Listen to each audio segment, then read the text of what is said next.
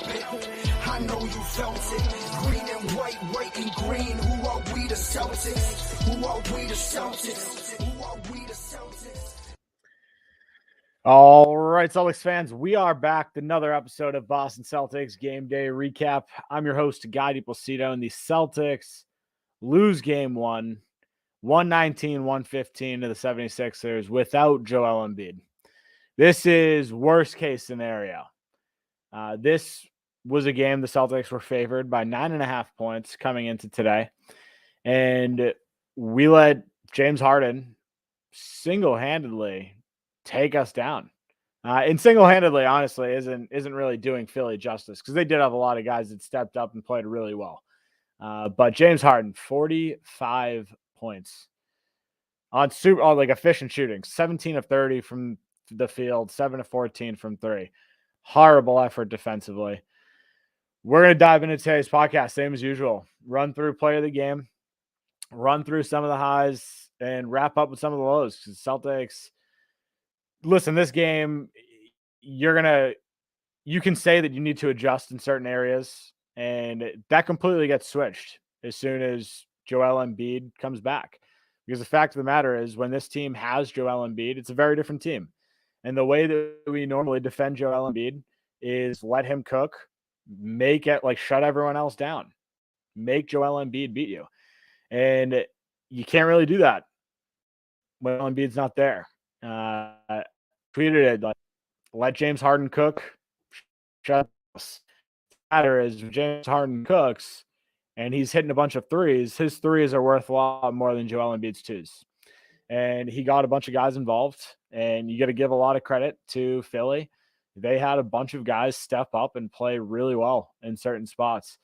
But really, it comes down to the defense. It's bad in this one. So realistically, I already started talking about the negatives, so I'll stop there.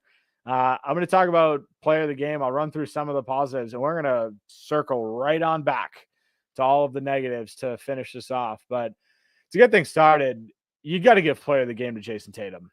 This was a really, really good performance from Jason Tatum. He did everything. And we've talked all season long, all playoffs long, about Jason Tatum's Achilles heel. And it's taking too many threes. He was averaging 10 3-point attempts in that first round, and he was shooting 35%. It wasn't shooting well from beyond the arc. He wasn't being aggressive. He wasn't trying to get to the rim as much. And it's obviously a little harsh because he still, went off and absolutely destroyed certain times. But Jason Tatum tonight, 39 points, 4 of 5 from three. That's it. 25 shot attempts, and he took 5 of them from three. So shot selection, significantly better, and it shows in the shooting stats. 14 of 25 from the field for Jason Tatum. 7 of 8 from the free throw line. Jason Tatum did absolutely everything you could ask for. Was super efficient and was very consistent in this one. Throughout the entire game, this was as good as it gets from Jason Tatum. And honestly, outside of him, you don't really have a ton of people that you can really say that to start to finish. Jaylen Brown, solid overall game. 23 points, 6 rebounds, 4 assists. However, 4 turnovers in this game. Really struggled holding onto the ball. 2 turnovers to start the third quarter. It was just an absolute nightmare. And outside of that, you look, Jaylen Brown started off and looked like the best player on the court by a long shot. It wasn't even close in that first quarter. He had 14 points in the first quarter on 6 of 7 from the field, 2 of 3 from three. So he was doing everything early. Looked really, really good. And then in the second quarter, he took 1 shot attempt that he was fouled on. So in the stat sheet, it doesn't even show as a shot attempt. He took 1 shot attempt the entire second quarter. And then also 1 shot attempt the entire third quarter. So what are you doing? It's not what you just can't let it happen. Even after the third, he had 8 field goal attempts. He ended with 10. So he took 2 in the entire fourth quarter also. He also had 4 free throws. So, granted, he probably did take 3 shots in that fourth quarter, but you need more from Jaylen Brown. He started off so good in this game. and just didn't really carry through. And then you've got Al Horford, who started really slow, came on in the second half. I thought he looked really good in the third quarter and fourth quarter. Defensively, thought he was solid. Did he get blown by a couple times? Sure. James Harden, frankly, blew past everybody. Blew past Jaylen Brown, blew past Brogdon. For a guy that everyone was saying can't blow by anybody anymore, he did it tonight. But Al Horford overall, I mean, I thought it was a fine game. 11 points, 6 rebounds, 3 assists, but he had 3 blocks. And defensively, he was really solid at the rim. He had a couple of huge stops on Maxey and Harden late in the game. Had that huge block on Maxey, and then a huge offensive rebound that led to him getting a massive bucket to go up 113, 110. And after that, I mean, Philly just kind of went on their own little run there to end this game. But Al Horford in stretches, really good. Marcus Smart in stretches, really good. Only ended the night 12 points, 7 assists, had 6 turnovers, massive negative. We'll talk about that in the second half. But you talk about making just huge plays over and over down the stretch. Marcus Smart was that guy. He absolutely played with a chip on his shoulder down the stretch. He had a monster and one over Reed to go up 107, 104, a big and one right before that. And then another and one from Horford to go up 111, 107. So Marcus Smart stepping up, making huge play after huge play on both sides of the ball. So listen, you had guys that stepped up. Malcolm Brogdon, honestly, it's hard to talk about Malcolm Brogdon in this section because of what happened at the end. And I'll lead that second segment off with his blunder late in the game. But he looked really good through most of this game. 20 points, 3 rebounds, 3 assists. Only 1 turnover came at the most inopportune time. But overall, 9 of 16 from the field, 2 of 6 from 3. He looked really good through most of this game. Again, you had guys step up. It wasn't enough. Offensively, you put up 115. Right? Not bad. First quarter, Celtics came out. We're hitting absolutely everything. We scored 38 points in that first quarter. The best offense I've seen all season long. And like by a long shot. We scored on 17 of our 20 shot attempts from the field. 4 of 6 from 3. So you want to talk about the Celtics not taking a lot of threes, focusing on getting to the rim. That was this game. Only 26 shots from beyond the arc in this one. And we shot 38%. The issue is that the Celtics were shooting significantly higher than that early on in this game.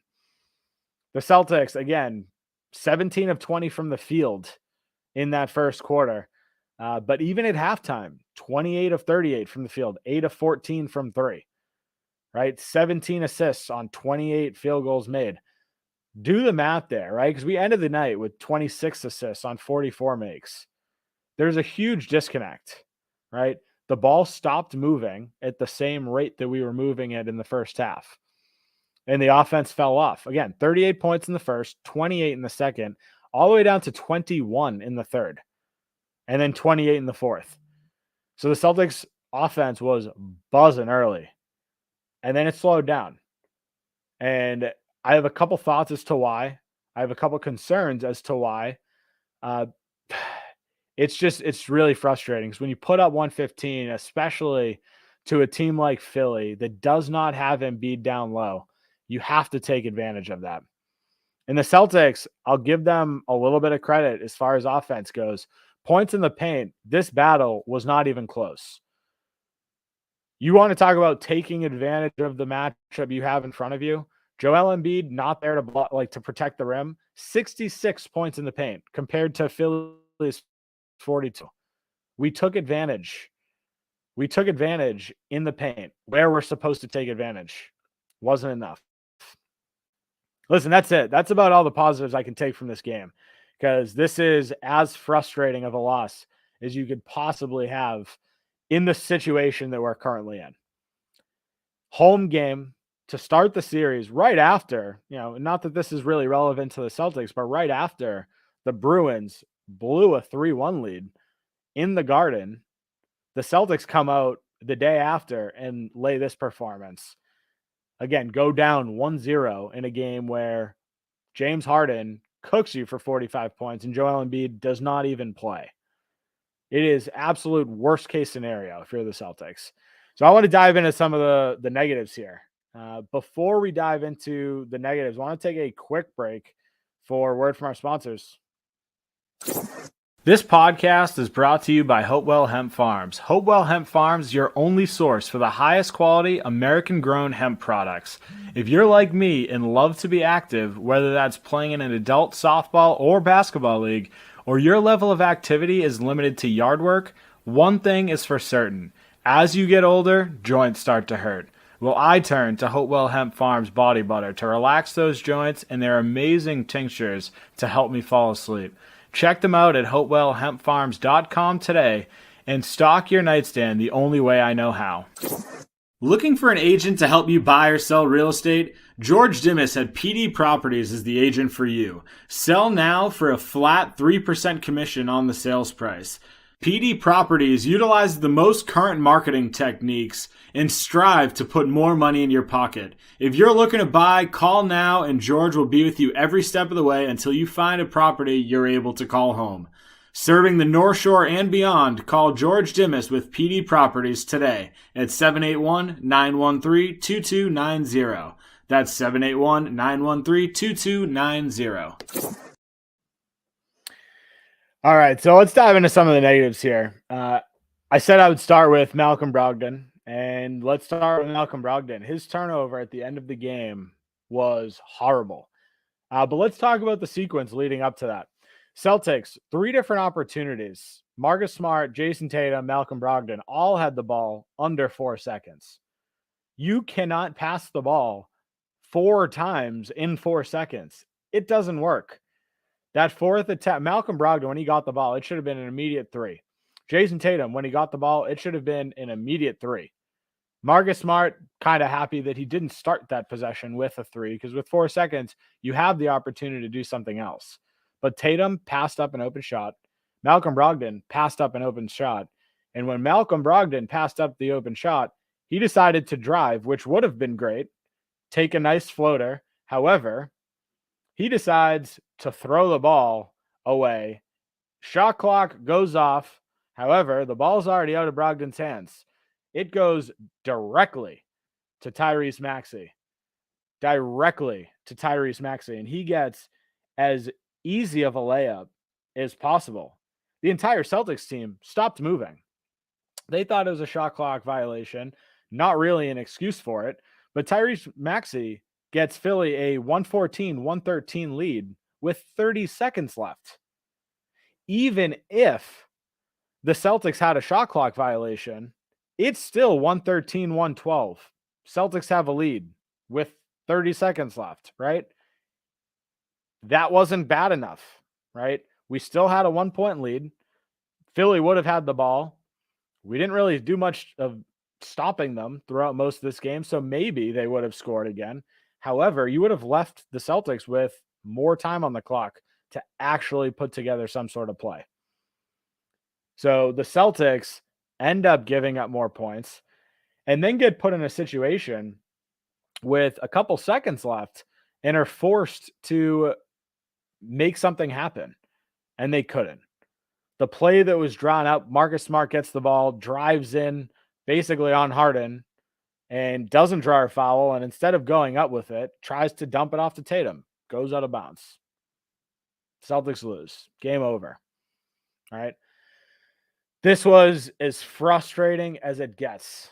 And again, I talk about Jaylen Brown and his shot attempts just being terrible, right? The Celtics know where their offense needs to come from more often than not.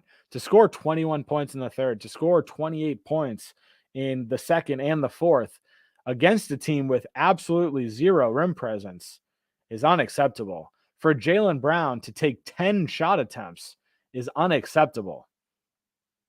Like, you cannot play this level of basketball. And the part that's mind-blowing to me, it would make sense if Jaylen Brown was 2 of 10 from the field. If he didn't want to shoot because he was having a really off night, that's one thing. Jaylen Brown was almost unstoppable. But again, being 6 of 7 after the first quarter, you cannot end the game 8 of 10. There is zero excuse for taking 3 shot attempts in 3 quarters. Zero excuse. You are an all-NBA basketball player, one of the top 15, top 20 players in the entire NBA. You gotta be more assertive. That's it. Right? You have to be. Derek White, I haven't talked trash about Derek White almost all year long. Right? Today was bad. 4 points, 1 of 5 from the field, 0 for 4 from 3. Looked like he was hesitating. He was a complete non-factor. Also, 2 turnovers. A minus 15. Minus 15 in 27 minutes. Listen, all of these guys played big minutes. Malcolm Brogdon, 34 minutes. He was one of the few guys, him and Robert Williams, 20 minutes for Time Lord. They were both positive. Plus 14 for Brogdon, plus 8 for Time Lord. Down the stretch, I'm going to give Al Horford some credit here because I think defensively, he was fine at times. Robert Williams is better defensively. There's no arguing that. Not a single person that has watched 10 plus games of basketball this season will say that Al Horford's a better defender than Robert Williams. I'm not saying to start Robert Williams. I don't think that's the case. I don't think you should be playing Robert Williams more than 25, 30 minutes a game. That's not my point. However, down the stretch, why was he not even touching the court? Because the Celtics looked better with him in there at times. And I'm not saying that the too big lineup is the way to go against Philly without Embiid, because Philly was running small a lot of these lineups. I don't think that's the right play. Mix in some of the minutes though, no? Right? That to me is frustrating. We also talked about, the Celtics defense really collapsing at times. We also talked all last series about Grant Williams not getting time because it wasn't his series, right? Now you come into this series where it would have made sense to play Grant, especially with Embiid playing. However, with no Embiid, Philly decides to go smaller again. Even tonight, in the 4 minutes that Grant was in there, he was a positive. And I know that is a ridiculously small sample size and does not really point to anything relevant. But Grant Williams could have helped you in this series. Tobias Harris, he can defend him. Not that Tobias Harris really did much, because I think the guy is just ridiculously, grossly overpaid. But really, throw Grant out there. Give him some time. Al Horford, his shot wasn't really falling tonight. He was 1 of 4 from 3. Get Grant out there. Instead of giving Horford 30 minutes, give him, 25 and give 5 to Grant. Get Grant up to 5, 10 minutes. Right? Give Rob some more minutes. Take some off of Derek White in some circumstances. Right? You have Jason Tatum playing 44 minutes in this game. Jaylen Brown played 42 minutes in this game. And honestly, the Celtics needed it because they needed the offense. But you can get guys in there that can still stretch the floor and play some defense. Grant will do that. Right? The 4 minutes he played, he looked fine. Robert Williams, the 20 minutes that he played, he looked good. Right? There needs to be some adjustments. The defense in this one was terrible. You look at that third quarter, the Celtics turned it on at points, right? Only let up 24 points. The issue in that quarter was the Celtics only scored 21 points. And Philly decided to go at the start of the third. They went into his own defense. The Celtics did adjust. The Celtics started getting into the paint, and that's where Jason Tatum really took off, was that third quarter. But you just need more. It can't just be Tatum.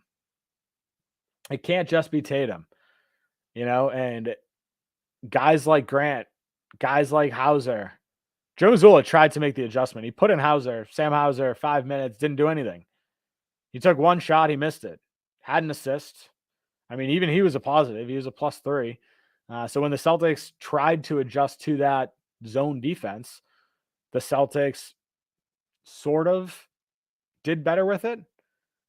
But again, defensively, you can't do anything. Like this is a situation where James Harden had an absolute field day on all of these pick and rolls. Again, Al Horford went under a lot of screens. It left James Harden a lot of wide open threes, or he drove past Al Horford. He waited, let Al Horford switch onto him, and he drove right past him. Right? Adjustments need to be made. Again, this is not a game. I'm not blaming this on Joe Mazzulla. I'm blaming this on a collective. Joe Mazzulla, certainly a part of it. But all of these guys need to be better. Marcus Smart is the captain of this defense. Al Horford, right there with him. He knows exactly what needs to happen. But they're not doing it. Right? This needs to change. And the part that's really frustrating about the series, with Joel Embiid not here, everything that we're learning about today's game is completely irrelevant if Joel Embiid comes back and plays in game 2. Because the defense is completely shifted. It needs to completely shift if Joel Embiid is here. Because the game plan against Embiid is and should be let him cook, shut down everyone else. But in a game where there is no Embiid and Philly is running a very, 3-centric offense around a James Harden that is trying to pick apart a pick and roll defense, you're running 2 completely different defenses. So all of what we're talking about is completely irrelevant. It's washed away come game 2. At this point, the Celtics need to come out, one, play with pace. Because you look at that, like that was the reason that the Celtics got off to such a hot start, is because we got out in transition. Fast break points. Celtics 14 fast break points in this one. Just to put this into perspective, the Celtics had, let's see, 10 fast break points in the first quarter. 10 fast break points in the first quarter. That means we had 4 the remaining 3 quarters. Do the math. Like this is easy, right? We've talked about it all season long. The Celtics are at their best when they're pushing the pace. They stopped. You can't do it. Not to this team, not to a team without Embiid. Give them credit. They got in the paint with Joel Embiid not there, right? Good. Continue doing that on the offensive end, but you need consistency from everybody. This Philly team is much better than Atlanta, right? You cannot make these mistakes. You cannot let Philly stay in the game and make a push. As simple as that. This is a really frustrating game that wasted a 39-point effort from Jason Tatum. A lot of guys need to step up and do a lot more than they did tonight. Simple as that. That's where we're going to wrap things up for today. Somber episode. I apologize, but the Celtics need to do better. Again, Celtics lose game 1 of the series, 119-115, fall 1-0. Need to bounce back. Game 2 on Wednesday in Boston again. Need to tie the series up 1-1. If you haven't done so already, guys, make sure to follow me on Twitter at NBA Celtics Guy. Join our Facebook page, Boston Celtics Till I Die, and our YouTube page, Boston Celtics Game Day Recap. Have a great night, Celtics fans. Try to. We'll talk soon. Yeah, you couldn't help it. I know you felt it. Green and white and green. Who are we, the Celtics? Who are we, the Celtics?